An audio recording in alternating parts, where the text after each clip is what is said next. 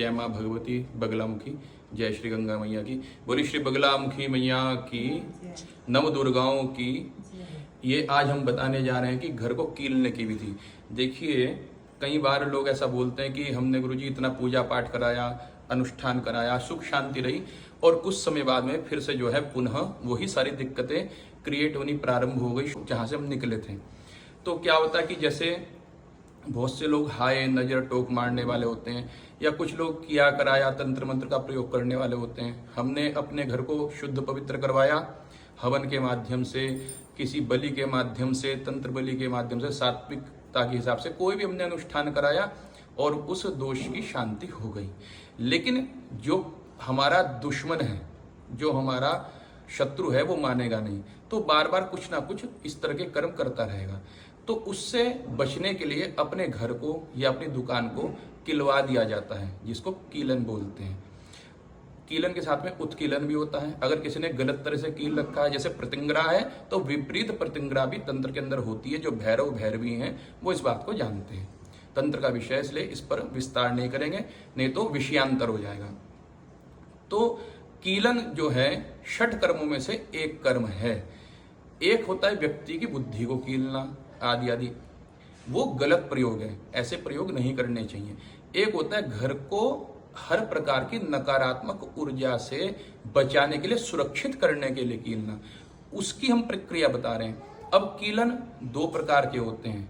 एक होता है इस प्रकार का कीलन कि कोई भी ऊर्जा घर में प्रवेश नहीं कर पाएगी।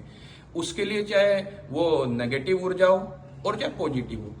नेगेटिव ऊर्जा किसी के द्वारा भेजी गई, किए कराई गई कोई ऐसी विषय वस्तु, कोई नकारात्मक ऊर्जा, और साथ ही साथ में सात्विक ऊर्जा क्या है, माता लक्ष्मी का आह्वान कर रहे हैं हम।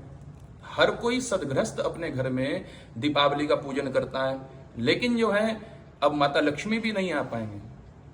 श्राद्ध के दिनों में अपने पितरों का आह्वान कर रहा है, पितरों की कृपा प्राप्त करने के लिए, फिर पितर भी नहीं आएंगे। एक कीलन इस प्रकार का होता है कि हर तरह की, चाहे पॉजिटिव पावर हो, नेगेटिव तो आएगी नहीं, पॉजिटिव भी नहीं आएगी।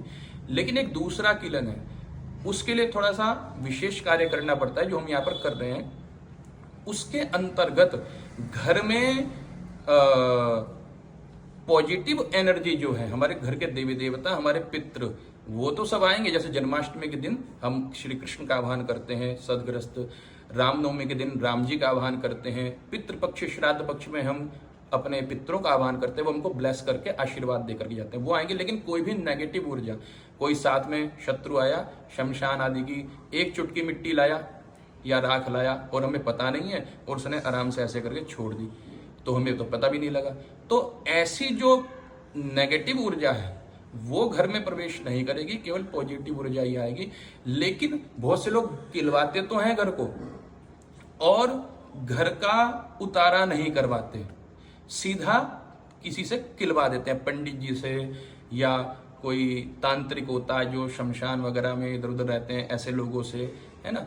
तो जो हमारे घर की नेगेटिव ऊर्जा है वो घर में ही बंद हो जाती है, फिर उसको निकालना बहुत ज्यादा कठिन, असंभव, मुश्किल हो जाता है। ये मान लीजिए एक तरह से असंभव प्राय हो जाता है। वैसे तो असंभव दुनिया में कुछ भी नहीं है, लेकिन बस वो असंभव के जैसा ही बन जाता है। तो घर को किलवाते समय कुछ बातों का ध्यान रखना चाहिए। लाइए मैं आपको दिखाता हूँ, समझाता हूँ। देखिए, सबसे पहले तो घर के देवी देवता, कुल देवता आदि मनाने चाहिए, कलश की स्थापना करनी चाहिए शुभ मांगलिक कर्मों के लिए, इस तरह से। अब देखिए, ये पुतल प्रयोग किया जाता है। इस ऐसे पुतला बनाया जाता है, पैरों के नीचे कुशा रखी जाती है इसकी, सिर के नीचे पान का पत्ता, 2 मिठाई, 2 फल, ये जो है इत्र का फोजा रुई का, और 4 कोनों में 4 चीज, ये इसका बलिदान है। ये जो चारों तरफ मिट्टी पड़े हुए देख रहे हैं, ये घर का कूड़ा है, घर का कूड़ा। सबसे पहले घर में इसको हर जगह घुमाया जाता है, मंत्रों के द्वारा इसके अंदर जितनी भी नेगेटिव पावर है घर की, उसको बुलाया जाता है। फिर मंत्रों के द्वारा ये जो 3 डोरियां हैं, इसके गले को, पेट को और नाभि को, इधर से गला इस वाली डोरी से, फिर पेट और फिर नाभि को बंधन कर दिया जाता है, और उसके बाद में इसे घर से बाहर निकाला जाता है। और उसके पश्चात जो है घर में कुष्मांड सूक्त का प्रयोग करके जल छिड़का जाता है, रक्षोघ्न सूत्र का प्रयोग करके रक्षोहणम बलगनम से पीली सरसों। जैसे हमने एक नेगेटिव पावर निकाल दी, सब चांस हो सकते हैं कि कोई दूसरी नेगेटिव पावर प्रवेश कर रही हो, तो पहले घर का शुद्धिकरण करा जाता है। ये सारी नकारात्मक ऊर्जा इसके साथ बंद करके चली जाती है, फिर शुद्धिकरण होता है घर का पंचगव्य आदि से। उसके बाद में जो है ये जो है कीलन, ये जो कील हैं, सर्प कील आती हैं, भैरव कील आती हैं, कई तरह की कील आती हैं, और हम इन साधारण कीलों को भी अभिमंत्रित करके विशेष प्रयोग के द्वारा अपने घर में कीलित कर सकते हैं। और इस सूत्र से जो है माता बगलामुखी के मंत्र से जो है उसको घर को बांध दिया जाता है। ऐसा प्रयोग करने से हमारे घर में कोई भी नकारात्मक नेगेटिव ऊर्जा प्रवेश नहीं करती, सकारात्मक ऊर्जा का प्रवेश हमारे देवी देवताओं पितरों का रहता है, जो हमारा कल्याण करता है। अब पूजा प्रारंभ होने जा रही है। ये तो मैंने आपको बहुत ही छोटी विधि बताई है, इसके अंदर कार्य और भी बहुत सारे होते हैं। पुतले को बनाने के भी कई प्रकार दिए गए हैं शास्त्रों के अंदर।